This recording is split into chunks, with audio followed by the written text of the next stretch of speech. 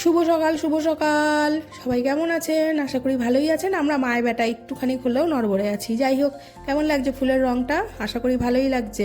ভালো তো লাগবেই, কারণ ফুলের রঙটা তো সুন্দর হবেই, যেভাবে সূর্য মামা আলো দিচ্ছে, আর এদিকে সূর্য মামার সাথে সাথে ফুলও এখানটায় রং দিয়ে যাচ্ছে। যাই হোক, ভালোই লাগলো আর কি।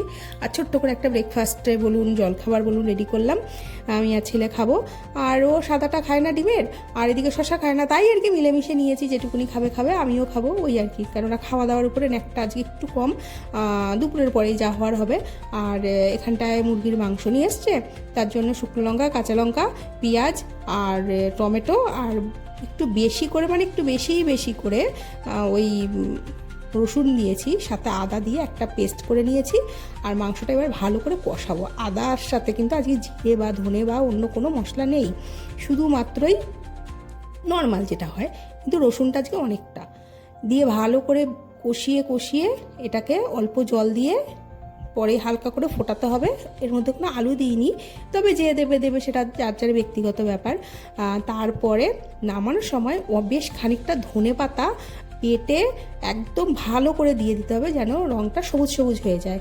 তো আমার আজকে ধনে পাতাটার রঙটা সবুজ কেন হলো না বুঝলাম না, তবে একদম যেমন হয় ধনিয়া চিকেন হয়তো হবে, এটা আমি জানি না কি নাম, আমি আমার মতন করি, কিন্তু ভালো হয়, টেস্ট হয়।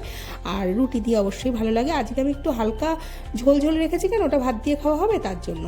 আর সকালে তো আমাদের আর মায়ের ছেলের ওইভাবেই খাওয়া হয়ে গেল। আর ধীরে সুস্থে ভাত বসিয়েছি, আর এদিকে চিকেনটা হচ্ছে, আর ওইদিকে ডাল হবে ধনে পাতা আর টমেটো দিয়ে, এখন যেমন শীতের ডাল হয়। আর শিম ছিল ঘরে, আলু দিয়ে শিম দিয়ে একটা ভাজা করেছি। এই হচ্ছে আজকের রান্না। আর টুকুকে বলেছি একটু দেরি করে আসতে, কারণ হচ্ছে আমি একটুখানি দেরিতে উঠবো। কালকে যে কী রাতে ঘুমালাম আমি নিজেও জানি না, আমার ঘাড়ে না পুরো শিরায় শিরা ওঠে না, না কি বলে যেন, সেই এত যন্ত্রণা হচ্ছে, আমি সামাল দিতে পারছি না। আমি ওষুধ পর্যন্ত খেলাম, কিছুতে কিছু কমছে না। এখন এই ব্যথা মনে হয় আমাকে 3 দিন ভোগাবে, কারণ বৈদ্যবাটিতে বড্ড ক্লান্ত হয়ে গেছিলাম, ছেলেও আমিও। তার মধ্যে আবার ছেলে তো এসে আবার প্রাইভেটেও গেছে, কারণ আমি 8:15-তে ঢুকেছি। আর ওর যে স্যার, সেই স্যার 15 মিনিট লেটেই প্রাইভেট শুরু করেছে, ও 8:20-র মধ্যে প্রাইভেটে চলে গেছিলো। আর ও কিন্তু কালকে একটা রুপোর কয়েন পেয়েছে, সেই কয়েনটা অবশ্যই দেখাবো। কালকে হয়তো দেখিয়েছি, আমার মনে নেই সঠিকটা, তবে আজকে নিশ্চয়ই দেখাবো। আর সত্যি বলতে কি, ও না যখনই এইটুকুনির বাইরে চলে যাচ্ছে, ও হয়তো ঘাবড়ে যাচ্ছে। আসলে ঘাবড়ানোর মানেটাও এটা ঠিক যে সব টপাররা আসছে, সেখানটায় একজনকে টপ করা হয় না। তো যাই হোক, ফাইনালে উঠেছে। আর খালি মাথা আর অবশ্যই খালি মন, এগুলো কিছুই নিয়ে আসেনি, আবার হাতে করে কিছু নিয়েও এসেছে, এটাও একটা ভালো জিনিস।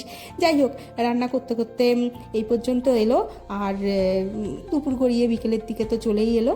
এবার আজকে রাতে কোনো রান্নাবান্না নেই, এইভাবেই আছে। শরীরটা আজকে একদম দিচ্ছে না আমার, বিশেষ করে ঘাড়ের ব্যথা হচ্ছে। ওষুধ খেলাম কিন্তু ব্যথাটা কিছুতেই কমছে না।